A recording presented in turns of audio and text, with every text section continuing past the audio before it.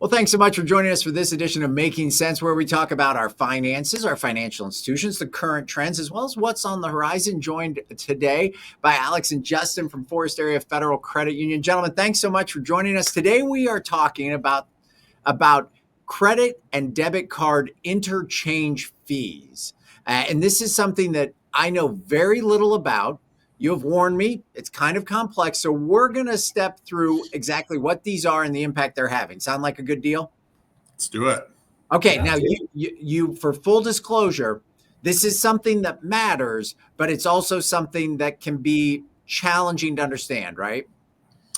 Absolutely. Yeah, it is a very confusing piece of the financial industry. But it's important. So we're going to take the time and do the work today. And luckily, we brought you guys in as experts to help us understand this. All right. So let's start off very first with what are interchange fees?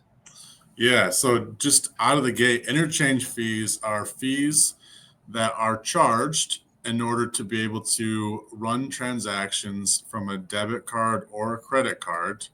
The fees are paid from a merchant, so from a retailer, financial institution to the individual cardholder's financial institution.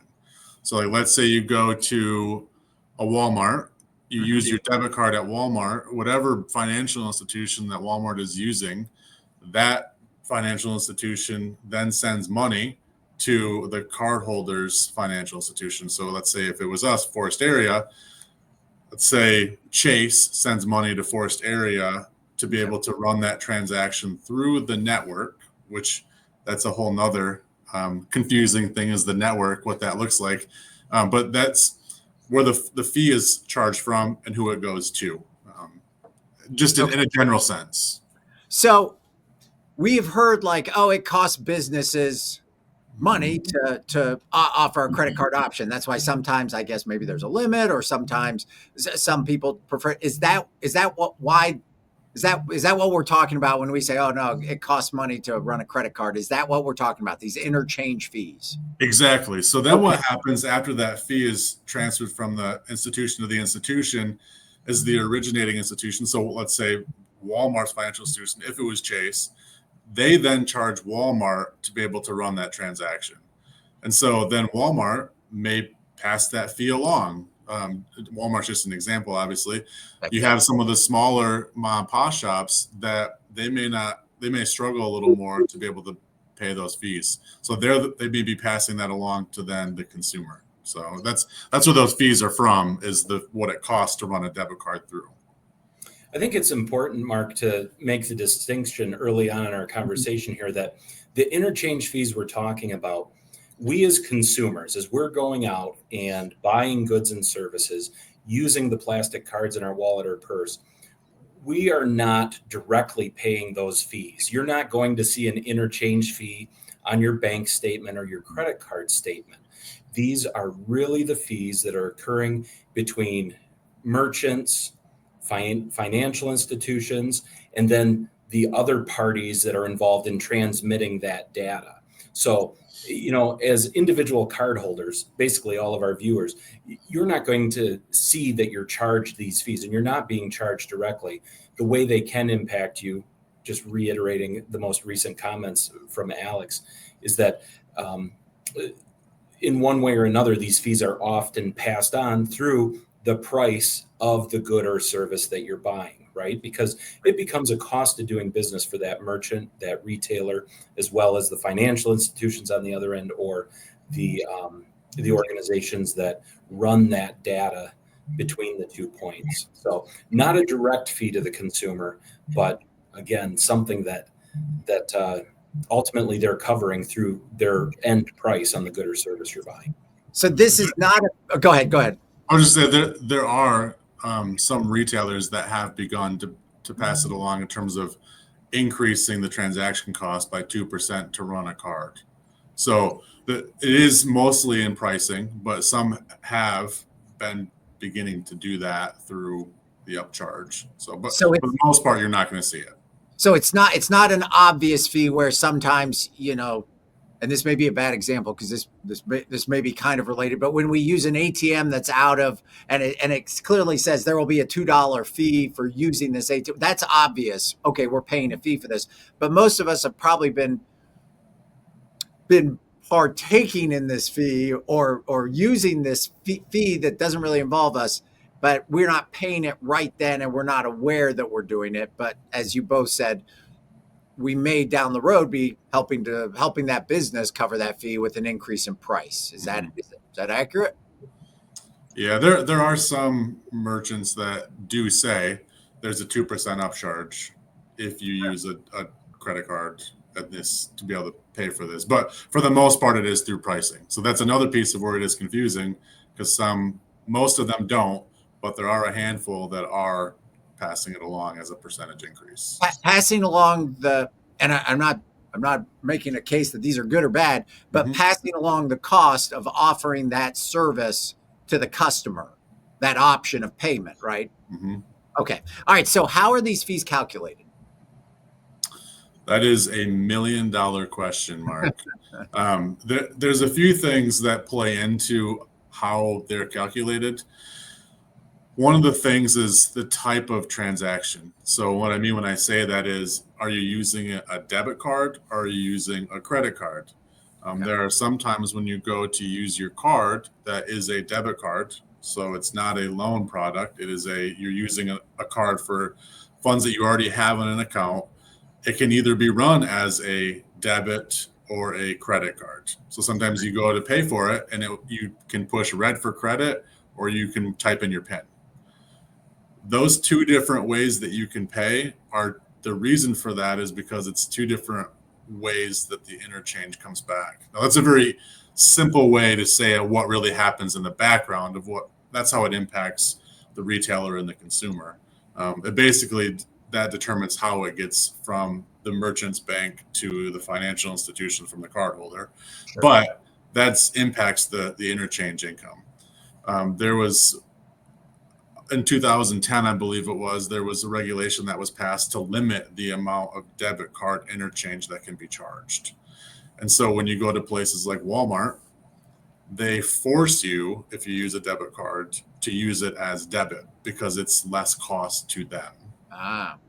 So that impacts it. Also, what impacts it is the type of merchant it is. So when I say merchant, retailer, whatever, whether it's a gas station, whether it's a restaurant, whether you're going to a grocery store, it all impacts the interchange. So you see a lot of these high reward credit cards, and they'll have like 5% on gas. Well, the reason why is because gas has a higher interchange fee than, let's say, your typical, grocery store, for example. That's why they may pay more for you to use your cards in those places. The other thing is whether it's a business card or a consumer card, because businesses have higher interchange than consumers. So all that to say, that's where it gets really confusing, trying to figure it out. There's a lot of variables when it comes to this fee that is charged to the merchants. So, all right, not to completely take us off course, but something you said there, does it cost a business less? And there may be no answer to this, but does it cost a business less to run a debit card than a credit card? Yes. Okay, so are we doing a favor? Take all the other factors of why you'd want to use one versus the other. But if we go into a local mom and pop shop, is it to their advantage that we use a debit card? In theory, yes. In theory, based okay. on the fees. Yep. Okay. All right. Makes sense. All right. Who sets the fees then? Yeah. So another good question, because there's a lot of variables involved to this. Typically, your MasterCard or Visa, the card network, is who has a fee schedule. But again, there are a number of factors involved in this. Regulatory, like we just talked about with the Dodd-Frank Act in 2010, they can have an impact on it. There's actually the individuals that created that are also trying to work on lowering the credit card interchange fee as well. So the regulatory can impact it, as well as the retailers. So I talk about Walmart a little bit. They do have the ability to negotiate what those fees are and how low that they can get them based off of their volume. So there's a number of factors that influence what it is, but ultimately it's the card networks that have the ability to set the pricing. And the purpose of what the purpose of these fees, we've kind of talked about it. It covers the cost of doing business, right? So what happens to that? What is the cost of doing business? It feels like it's electronics. Are we paying for computers and systems? And so what are we what's getting paid for with these fees?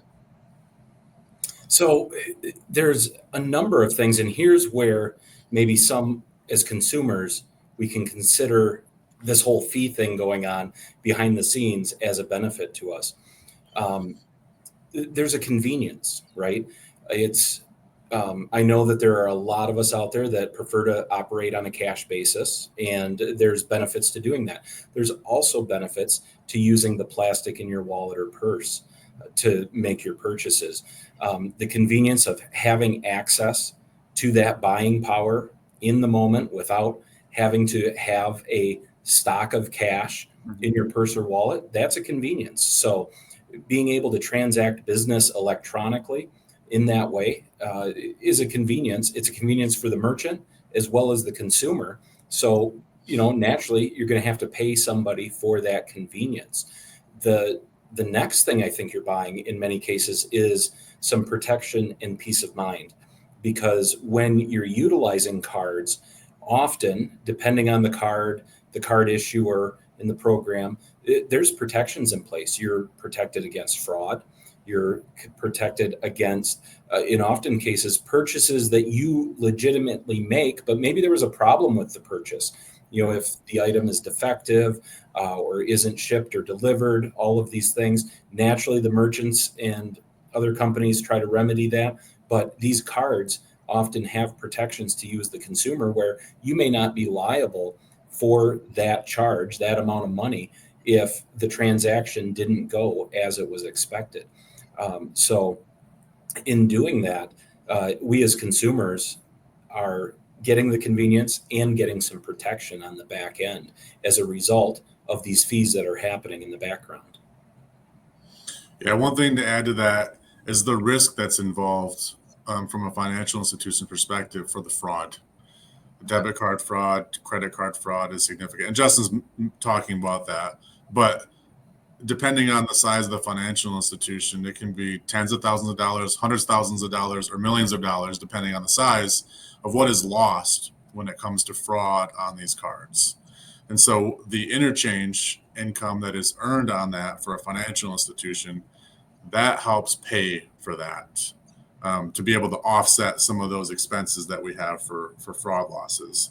Because ultimately that lands on us, the financial institution, to carry that burden. There's been times when there's retailers that may have cybersecurity issues. Information gets sent out, debit card information, whatever, and then we have the brunt of that cost, not only for the fraud that's involved with it, but also reissuing all those cards. So we have to take on the cost because those cards aren't cheap. I mean, there's the chips that are in them, everything that goes into them, there's a fee for it. So we ultimately have that cost to be able to do that reissue or anything like that. So there's risk on our side, and that helps to alleviate some of that risk for us to be able to provide that to our consumers, to our members, in a way that we don't have to increase our loan rates or decrease our share rates, so the card program itself can pay for itself. So to recap that, the fee covers more than just the cost of doing that transaction. It covers the cost of having this as an option, right? Exactly. Is that accurate? 100%. Okay. How other than being able to provide us security and stuff, how do these fees impact people that don't even know that they exist? Until today, I didn't really understand how these things took place. How does that impact me, the fact that there's a fee? Yeah, I'll go back to kind of what I just was talking about when it comes to it being able to pay, the card program being able to pay for itself, and us not having to raise loan rates or decrease share rates or even charge a membership fee, like a monthly fee or anything like that. The cards are able to take care of themselves. So then we have the ability to pay for it. So we're not having to charge a different way to our individual members. It's based off of when they use their cards. So to go back, and pass this along to the consumer, because eventually everything kind of seems to trickle down to the consumer, right? Whether we're talking interchange fees or tariffs or whatever, the customer ends up paying, right? But explain one more time. You did once, but explain one more time who's paying who for when a transaction actually takes place. Yeah. So the way that it works is an individual goes to the store, okay, and they swipe their card. Right. So the transaction goes from the financial institution, from the merchant, right, and to the financial institution from the cardholder. Okay. And then to be able to do that transaction, there is a fee that is passed along to be able to make that happen. The fee is paid from the retailer or merchant's financial institution to the cardholder's financial institution. And then what happens is the merchant's financial institution then charges the merchant a fee independent of the interchange. So that fee is then passed along. And typically that fee is a percentage of the transaction as well as a fixed cost. It could be like for debit cards, it's typically 0.05%, but also there's a 21-cent charge for every transaction. So there's a fixed plus a variable within that transaction that gets passed along. So is it accurate to say, if I'm understanding that, is it accurate to say that like a bank that has more customers that utilize a credit card is going to collect more fees than a bank or a financial institution that has fewer? Yeah, because it's to compensate the financial institution for offering that, right? Exactly. Yep. Okay. Credit cards have a higher interchange rate than the debit cards. So Okay. Absolutely. Can anyone avoid these fees? Whether you're a customer or a business, a bank, can anyone avoid them? By and large, you really can't if Okay. you're using that card. I think where you have the choice is if you're at a merchant and they tell you or they display that there's an additional charge to process a card transaction. They're going to charge a 1.5% of the total transaction. They're going to add that on. If they have that option, you can avoid it by not paying with the card, or in any transaction, avoid being involved in interchange fees by paying with a method other than a card. And, especially if you're dealing with local businesses, if you have the option to pay with cash and you're so inclined to do that, one, you can save yourself if they're charging an additional convenience fee to run the card transaction. You can save that for yourself, and in the end, it's helping them save a little coin also. And does the same hold true with, obviously there's a big difference, obviously, between cash and a credit card. But again, just so that we understand the take-home lesson, if we're sensitive for our local businesses or whatever, and we don't want them to have to incur that, is it an advantage for us to use our debit card compared to a traditional credit card when it comes to these fees? Yeah, there's typically, like I said, a lower fee when it comes to the debit card. So if you're being mindful of the small business owner, that would be one way to consider that.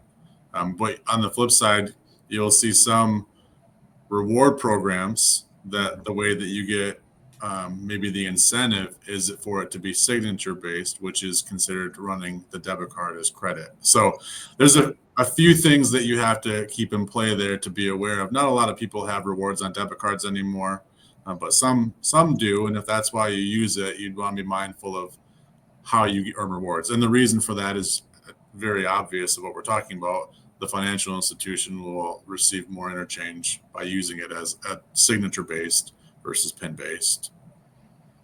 And again, these interchange fees help make that help give us that option.